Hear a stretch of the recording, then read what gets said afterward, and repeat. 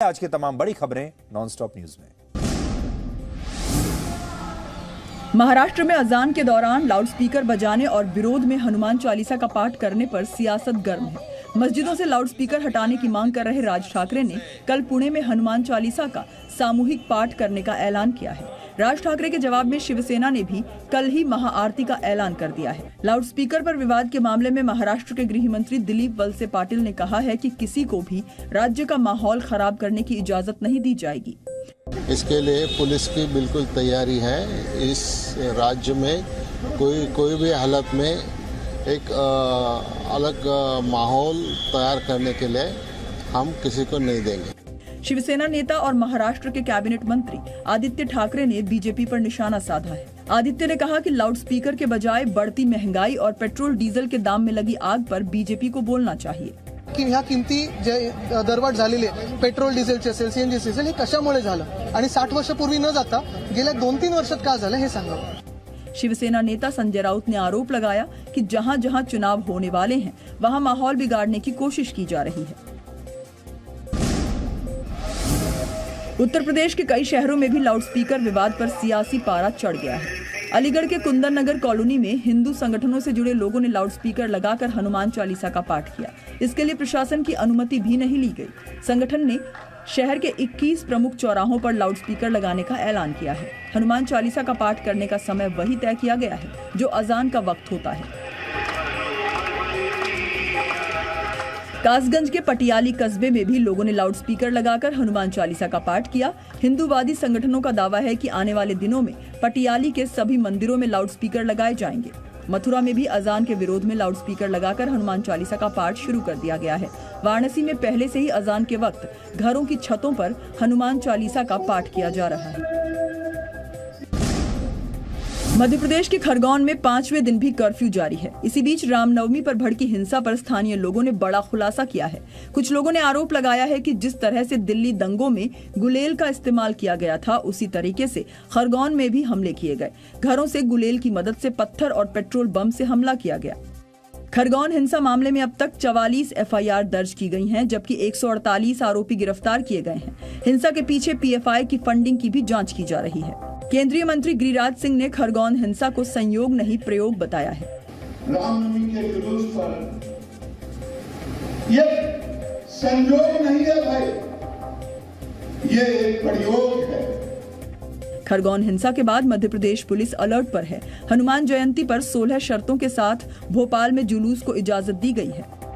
निर्देश दे दिए गए हैं। उनकी जो शर्तें हैं उसमें ये इंक्लूडेड है कि कितने डीजे रह पाएंगे, क्या क्या उसमें जो पाबंदियां हैं वो सभी उनकी शर्तों में बता दी गई हैं। दिल्ली के जवाहरलाल नेहरू विश्वविद्यालय में रामनवमी के दिन नॉनवेज को लेकर शुरू हुआ विवाद अब भी जारी है। आज सुबह हिंदू सेना ने जेएनयू के बाहर भगवा झंडे लगवा दिए। इसके साथ एक पोस्टर भी लगाया जिस पर लिखा था भगवा जेएनयू। ऐसे पोस्टर और झंडे कई ऑटो पर भी दिखाई दिए। हिंदू सेना इनको चेतावनी देती है, सुधर जाओ। जिस प्रकार से जेएनयू के अंदर भगवा का अपमान किया जा रहा है, हिंदू सेना इसको सहन नहीं करेगी और कोई भी कठोर कदम इसके विरोध में उठा सकती है। बीजेपी नेता प्रेम शुक्ला ने कहा कि जेएनयू में लाल और हरे पोस्टर लग सकते हैं, तो भगवा रंग पर आपत्ति क्यों है? यदि भगवा रंग के पोस्टर लग गए तो इस पर आपत्ति की क्या बात है? भगवा त्याग और बलिदान का रंग है। त्याग और बलिदान के रंग से कुछ जो वामपंथी हैं उनको इतनी आपत्ति क्यों है? हालांकि बाद में कैंपस की दीवार से पोस्टर और झंडे को हटा दिया गया। पुलिस ने जांच के बाद कार्रवाई की बात की है। जेएनयू के सामने और आसपास एरियाज में कुछ फ्लैग्स और बैनर्स दिखाए गए हैं। हमने इसको तुरंत रिमूव कर दिया है और जो लीगल एक्शन बनेंगे इसमें हम ले रहे हैं। कश्मीर फाइल्स के डायरेक्टर विवेक अग्निहोत्री ने नए प्रोजेक्ट का ऐलान किया है। कश्मीरी पंडितों का दर्द दिखाने के बाद वो 84 के दिल्ली दंगों पर फिल्म बनाएंगे। सिख दंगों पर फिल्म बनाए जाने का बीजेपी ने स्वागत किया है। बीजेपी ने कहा है कि 84 के दंगों की साजिश रचने वालों का चेहरा बेनकाब होना चाहिए। जानकारियां जाएंगी दुनिया के सामने और शायद थोड़ी कुछ मरहम लग पाएगी इस कारण से, और जो लोग अभी भी बाहर घूम रहे हैं उनको ठीक सजा मिल पाएगी। 84 के दंगा पीड़ितों के वकील एच.एस. फुल्का ने कहा कि इस मामले का सच सामने आना जरूरी है। उन्होंने कहा कि 84 में दंगा नहीं बल्कि सिखों का नरसंहार हुआ था कि ये कोई हिंदू सिख दंगे नहीं थे, ये एक नरसंहार था, एक जीनोसाइड था। 84 पर फिल्म बनाने पर कांग्रेस ने तंज कसा है। कांग्रेस नेता राशिद अल्वी ने कहा कि विवेक अग्निहोत्री ईमानदार आदमी हैं तो गुजरात दंगों पर फिल्म क्यों नहीं बनाते।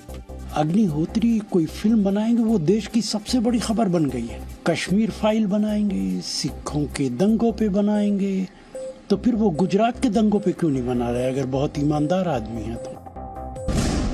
प्रगतिशील समाजवादी पार्टी के अध्यक्ष शिवपाल यादव ने समान नागरिक संहिता का समर्थन किया है।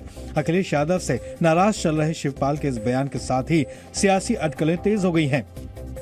तो हम लोग आज ही उनके जयंती के शुभ अवसर पर समान नागरिक संहिता की आवाज। बीजेपी ने शिवपाल यादव के इस बयान का स्वागत किया है और इसे देर से उठाया गया सही कदम बताया है। तकनीकी रूप से शिवपाल यादव विधायक भी समाजवादी पार्टी के हैं, तो अब अखिलेश यादव सामने आए और समान नागरिक संहिता पर उनके क्या विचार हैं, क्या वो लोहिया जी और अम्बेडकर से सहमत हैं कि नहीं सहमत हैं। इस बीच समाजवादी पार्टी के राज्यसभा सांसद सुखराम यादव ने लखनऊ में सीएम योगी आदित्यनाथ से मुलाकात की और अखिलेश यादव के नेतृत्व की क्षमता पर सवाल उठाए। Presenting B News app available on Google Play and App Store. Download it now.